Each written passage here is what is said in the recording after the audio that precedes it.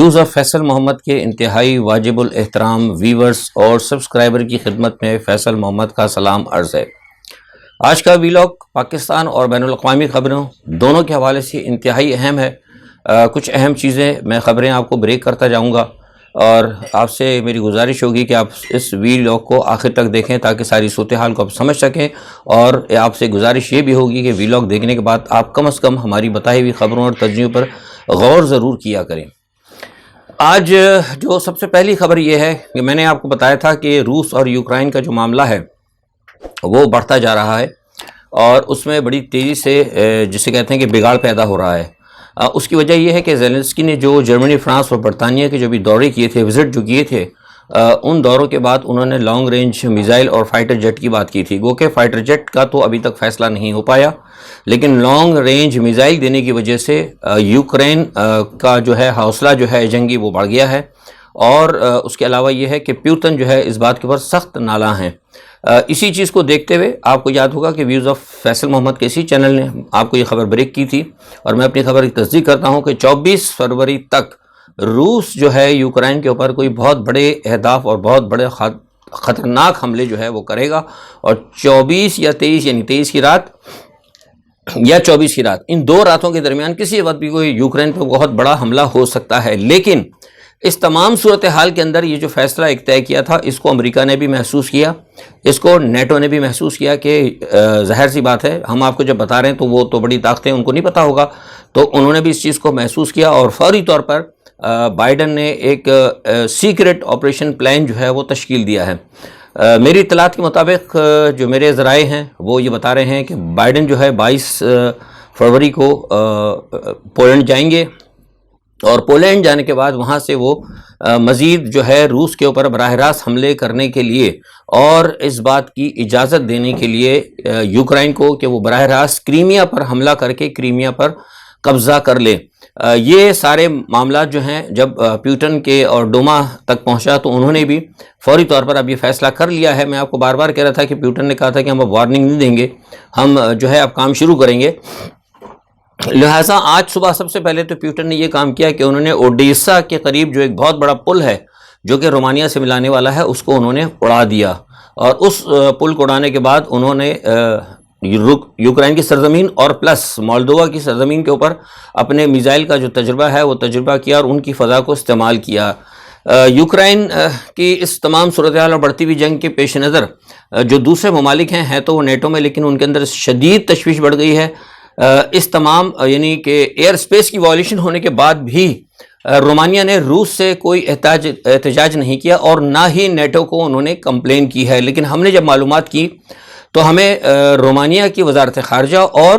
Plus Moldova کی وزارت خارجہ سے یہ بات کنفرم ہوئی کہ ان روس کے جو ہیں مطلب میزائل جو ہیں وہاں سے گئے ہیں اور انہوں نے ان کو وائلیٹ کیا ہے۔ اور پھر یہ بھی نہیں بتایا گیا کہ کیا انہوں نے روس سے احتجاج کیا، تو انہوں نے روس سے بھی احتجاج نہیں کیا۔ اس سے ظاہر یہ ہوتا ہے کہ کہیں نہ کہیں کچھ ممالک جو ہیں وہ نیٹو کے اس تمام صورتحال کے اوپر خوش نہیں ہیں، کیونکہ وہ سمجھتے ہیں کہ اگر براہ راست اگر کہیں روس ان کے ساتھ آ گیا اور اگر نیٹو نے گو کہ نیٹو کے ممالک جو ہیں وہ لڑیں گے، لیکن کیا جنگ اگر بڑھی تو کیا صورتحال ہوگی، اس لیے کئی یورپی ممالک جو ہیں شدید تذبذب کا شکار ہیں۔ اچھا، اس تمام صورتحال کے اندر جیسے کہ میں نے آپ سے کہا ابھی کہ بائیڈن نے جو ایک سیکرٹ مشن ترتیب دیا ہے اور وہ پہنچ رہے ہیں 22 فروری کو میری اطلاعات کے مطابق پولینڈ کے، تو اس کے بعد ہی فوراً ہی پیوٹن نے ایک انتہائی خطرناک یعنی اگر میں نے اس کی ٹیکنیکل اسپیسیفیکیشن جو ہے وہ میں نے دیکھی ہے، اور کچھ جو دفاع کے جو ماہرین ہیں یورپ کے، جب ان سے کچھ تھوڑا سا شیئرز ہوئی ہیں چیزیں، تو ان کے بقول بھی وہ یہ کہتے ہیں کہ دنیا کا سب سے خطرناک ترین میزائل ہے، اور اس میزائل کو کہتے ہیں نان اسٹاپ ایبل ایول، یعنی اس کو یوں کہے کہ نان اسٹاپ ایبل شیطان نمبر 2 کا اس کو نام دیا گیا ہے، اور اس جو ہے مطلب نان اسٹاپ ایبل جو شیطان ہے، اس کا وہ تجربہ جو ہے 23 تاریخ کو وہ کرنے جا رہے ہیں۔ یہ جو میزائل ہے اس کے بارے میں مجھے پتہ لگا ہے کہ 2000 کلومیٹر تک مار کر سکتا ہے، اگر اس کو ماسکو سے اگر لانچ کیا جائے تو صرف پورے 4 منٹ 45 سیکنڈ کے اندر وہ برطانیہ کے شہر لندن کے اوپر جا گرے گا، اور ساتھ ہی گرتے ہیں کہ ساتھ ہی وہ تقریباً 12 اہداف جو ہیں ایک ساتھ، یعنی گرے گا تو ایک ہٹ تو ایک ہی ہوگا، میزائل فائر ایک ہوگا، لیکن 12 مختلف جگہ پر وہ جو ہے وہ اس کا حملہ ہوگا اور وہ نیوکلیئر وار ہیڈ لے جا سکتا ہے۔ اور یہ ایک انتہائی خطرناک میزائل ہے، اور اس کی سب سے بڑی بات یہ ہے کہ ڈوما اور جو ڈیفنس کے جو لوگ ہیں ان کا یہ کہنا ہے کہ اس میزائل کو، یعنی یہ جو نان اسٹاپیبل شیطان نمبر 2 جس کو کہا جا رہا ہے، اس کو کوئی بھی ڈیفنس شیلڈ نہیں روک سکتی۔ تو ایسی صورتحال کے اندر مجھے لگ رہا ہے کہ شاید ہو سکتا ہے کہ اس تجربے سے پہلے، یا پھر ہو سکتا ہے کہ کوئی امریکہ کی طرف سے یا کوئی ادھر روس کی طرف سے کوئی ایسی بڑی حرکت ہو جائے، کوئی ایسا بڑا اسٹیپ ہو جائے کہ یہ وار جو ہے اچانک بڑے پیمانے پہ چھڑ جائے۔ تو یہ ایک انتہائی خطرناک صورت ہے جو میں آپ کو بتانا چاہ رہا تھا۔ پاکستان کی تو خبروں میں کہیں نہیں بتایا جا رہا، ویسٹرن جو میڈیا ہے وہ بھی کم از کم اگر کچھ خبریں اگر دے رہے ہیں تو وہ کہیں نہ کہیں چھپا کر دے رہے ہیں، لیکن وہ صحیح خبریں نہیں بتا رہے۔ غیر جانبدار ذرائع جو میرے پاس ہے جن سے میں نے معلومات کی ہے، وہ یہ کہتے ہیں کہ گزشتہ 2 روز سے یوکرائن کی جنگ کے اندر پورا کا پورا نیٹو کی مدد کرنے کے باوجود، امریکہ کی مدد کرنے کے باوجود روس جو ہے ان پر بھاری پڑ رہا ہے۔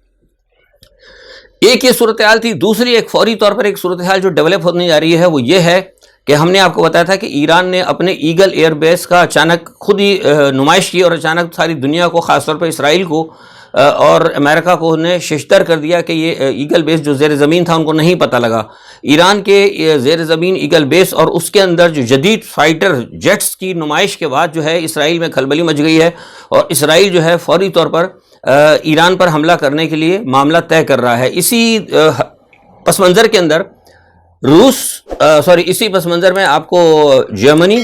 فرانس اور برطانیہ، ان تینوں نے، یعنی یہ تینوں ملک وہاں زیلنسکی سے بھی ملے ہیں، اور یہی تینوں ملکوں نے اسرائیل کو بھی کہا ہے کہ آپ فوری طور پر جو ہے ایران کے اوپر حملہ کریں۔ اگر ایران اسرائیل پر حملہ کرتا ہے، جو اس کی نیوکلیئر صلاحیت کا وہ کہہ رہے ہیں کہ اس کو نہیں بننے دیں گے، اس حوالے سے، یا ایران کو خطے میں طاقت نہیں بننے دیں گے، وہ ان کے ساتھ ہے۔ اس تمام صورتحال کے بعد جو میرے پاس اطلاعات ہیں خفیہ طریقے سے، وہ یہ ہے کہ اسرائیل تمام حالات کو دیکھتے ہوئے وہ کسی بھی وقت حملہ کر سکتا ہے، وہ پریپیئر ہو رہے ہیں، اور ساتھ ہی جو ہے اسرائیل کے اندر جتنے بھی یہودی ہیں ان کے اندر بھی شدید تشویش کی لہر پائی جاتی ہے، اور سارے یورپ سے اور تمام دوسرے علاقوں سے، کچھ تو یہ خبر ہے کہ تل ابیب وغیرہ سے، کچھ اسرائیل سے کچھ تھوڑے سے یہودی جو ہیں، بڑی فیملیز ہیں، وہ انہوں نے نکلنا شروع کر دیا ہے، اور کچھ لوگ جو وہاں پر موجود ہیں انہوں نے خلائی شیلڈ اور بہت ساری نیوکلیئر سے حفاظت کی چیزیں اور بہت ساری چیزیں جو ایک جنگ سے بڑھ سکتے ہیں، بچ سکتے ہیں، اس میں ٹرنچز بھی ہیں یا جو بھی ہیں، سارا سب کچھ جو ہے انہوں نے وہ کرنا شروع کر دیا ہے۔ تو یہ تمام چیزیں بتاتی ہیں کہ کہیں نہ کہیں جو ہے معاملہ گڑبڑ چل رہا ہے۔ اچھا، اس طرف یہ تو ایک یہ صورتحال ہے۔ دوسری طرف ایک اور بات یہ کہ جو آئی ایس ایس ہے، جس کو ہم کہتے ہیں کہ آپ کا داعش یا آئی ایس ایس، جو اس کو کہتے ہیں اسلامک اسٹیٹ آف، اس نے کل ایک بڑا بیان دیا ہے، اور اس کی وجہ سے بھی ایک اور مطلب عجیب صورتحال جو ہے اس وقت یورپ کی ہے۔ اس نے کہا تھا کہ جو قرآن کی جو مطلب بے حرمتی ہوئی ہے سویڈن کے اندر، ڈنمارک کے اندر اور ایون ہالینڈ کے اندر، تو انہوں نے کہا تھا کہ ہم اس حوالے سے ان کا بدلہ لیں گے، اور انہوں نے کہا ہے کہ پورے یورپ کے اندر جو ہم اپنے اس حوالے سے کارروائی کریں گے۔ تو اس حوالے سے بھی اس وقت یورپ کے اندر ایک سیکیورٹی کے حوالے سے بہت زیادہ جو ہے انٹرنل جو ہے، ابھی یہ جو میں آپ کو خبریں دے رہا ہوں یہ آپ کو باہر نہیں ملیں گی، میں آپ کو انٹرنل دے رہا ہوں، جو کہ سفارتی ذرائع سے اور جو ڈیفنس کی جو ان کے معاملات ہیں ان کے حوالے سے جو میرے پاس جو خبریں آتی ہیں، جو خطرناک خبریں، وہ میں آپ کو دے رہا ہوں۔ اچھا، یہ تو ایک صورتحال ہے۔ اسی کے ساتھ ہی میں اسی لیے کہتا ہوں کہ دنیا کے اندر یہ جو معاملات ہیں، آپ کو چین اور کا میں بتا چکا ہوں کہ چین کا اور وہ وہاں پر جو چل رہا ہے سلسلہ امریکہ کا، فلپین کا، کل میں آپ کو ویلاگ میں اپنا بتا چکا ہوں۔ تو وہ کل والی جو صورتحال ہے، اور وہاں آج بھی جو صورتحال چل رہی ہے، اور یہ جو آج جو میں نے آپ کو صورتحال تمام چیزیں بتائی ہیں، اس سے یہ پتہ لگتا ہے کہ جیسے میں نے پہلے کہا تھا نا کہ دنیا میں ہنی مون کا جو پیریڈ ہے نا، وہ ہمارا ہنی مون کا پیریڈ ختم ہو رہا ہے۔ تو لہٰذا دیکھتے ہیں جو صورتحال اس وقت دنیا کی ہے، انتہائی تشویشناک ہے۔ اگر یہ معاملہ اسی طرح چلتا رہا تو جیسے میں نے پہلے کہا تھا کہ تیسری جنگ عظیم جو ہے نا، وہ کہیں بھی آپ کے جسے کہتے ہیں کہ اس کو کوئی روک نہیں سکتا، مطلب کوئی اگر روکے تو شاید ہو سکتا ہے کہ کوئی بہت ہی بڑا مثال کے طور پہ کوئی معجزہ ہی ہو جائے اللہ تعالیٰ کی طرف سے۔ IMF کے بارے میں آپ کو بتا چکا ہوں کہ وہ جا چکا ہے۔ اس کی ایک وجہ یہ ہے کہ سعودی عرب اور چین وغیرہ انہوں نے ایک بات بڑے واضح طور پہ کہی تھی کہ سعودی عرب، چین وغیرہ جو ہے وہ ان سے بھی آپ پیسے لیں، دوسرے علاقوں سے یا جو ادارے ہیں ان سے بھی پیسے لیں، جب آپ ان سے پیسے لیں گے تو ہم آپ کو مطلب پیسے دیں گے۔ اب مسئلہ یہ ہے کہ سعودی عرب اور چین اور دوسرے ہمارے دوست ممالک وہ موجودہ اس حکومت پہ یقین کرنے کے لیے تیار نہیں ہیں، اور IMF جو ہے وہ اپنے جو اہداف ان کو عالمی سطح پر جو ملے ہیں وہ ان اہداف کی تکمیل کے حوالے سے وہ ان کے اوپر بھروسہ کرنے کے لیے تیار نہیں ہے موجودہ حکومت پر، اور نہ ہی وہ اس وقت اسٹیبلشمنٹ کے اوپر بھروسہ کرنے کے لیے تیار ہیں۔ یہ ساری صورتحال جو ہے انتہائی پیچیدہ ہے۔ عاصم منیر کے حوالے سے میں نے بتایا تھا کہ وہ بھی ان کے جو دورے وغیرہ ہو رہے ہیں وہ بھی اسی پس منظر میں ہو رہے ہیں، وہ میں بتا چکا ہوں، اور اس حوالے سے آپ کو پتہ ہے کہ وہ میجر عادل صاحب ہیں، میجر راجہ عادل صاحب، انہوں نے بھی بڑی تفصیل دی ہے، اور ساری چیزوں کا وہ بھی اس حوالے سے ان کا ایک اپنا ایک ڈومین ہے، اس ڈومین کے اندر وہ بھی تحقیق کر کے وہ بتاتے رہتے ہیں۔ تو انہوں نے بھی جو بات بتائی تھی وہ یہی بات ہے جو میں نے آپ سے کہی تھی کہ یہ گئے تھے، اور ان کے جانے کا جو مقصد ہے وہ سارا یہی ہے کہ وہ اس وقت وہ پریشان ہیں۔ پریشانی کی وجہ یہی ہے جو میں نے آپ کو کہا تھا کہ معاملہ جو ہے کہیں کسی بھی طریقے سے جسے کہتے ہیں کہ بیٹھ نہیں رہا، جسے کہتے ہیں کہ ایک کروٹ پہ اونٹ نہیں بیٹھ رہا۔ ذرا آ کے اس کو میں ڈسکس کرتا ہوں آگے اسی ایشو کو مزید۔ پاکستان پہ ہم آتے ہیں تھوڑا سا۔ عدلیہ کے فیصلے کے بعد 90 روز میں انتخابات کرنے کے لیے الیکشن کمیشن تو کہیں نہ کہیں تیار ہے، لیکن تاہم حکومت جو ہے وہ الیکشن کرانے پہ تیار نہیں ہے۔ حکومت مشاورت کر رہی ہے کہ وہ سپریم کورٹ میں چلے جائیں، اور سپریم کورٹ میں اگر جاتے ہیں تو مجھے لگتا ہے، جو میرے پاس اطلاعات ہیں، کہ شاید سپریم کورٹ میں صرف جو ہے مطلب حکومت ہی نہیں جائے گی بلکہ شاید ادارے بھی جائیں گے۔ اور اس کی کیا وجہ ہے؟ اس کی وجہ یہ ہے کہ میں نے آپ سے جیسے کہا تھا کہ اس وقت جو ہمارا مغرب ہے جس نے کہ رجیم چینج کیا ہے، اس رجیم چینج کرنے کے مقصد جو تھے، جو میں نے آپ کو گزشتہ دنوں اپنے ویلاگ میں بتائے تھے، کہ جو اس وقت یوکرین کی جنگ کی وجہ سے تیسری جنگ ہوگی، اور یہاں جو چین کا اور امریکہ کا جو ٹکراؤ ہوگا، اس دوران، اس جنگی پوزیشن کے دوران جو پاکستان جس پوزیشن میں ان کو پاکستان چاہیے، اس پوزیشن کے حصول کے لیے پاکستان کو اس اسٹیٹس پہ رکھنے کے لیے انہوں نے عمران خان کو ہٹایا تھا۔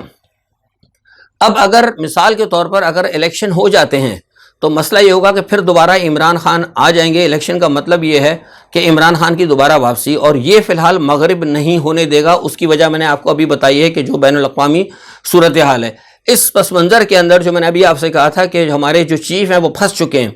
پھنس اس لیے چکے ہیں کہ ایک طرف تو قوم جو ہے، جو بھی حالات ہوں، وہ کہیں نہ کہیں اس وقت اسٹیبلشمنٹ کے خلاف ہو چکی ہے۔ قوم جو ہے، ان کی جو سوچ ہے وہ اسٹیبلشمنٹ کے خلاف ہے،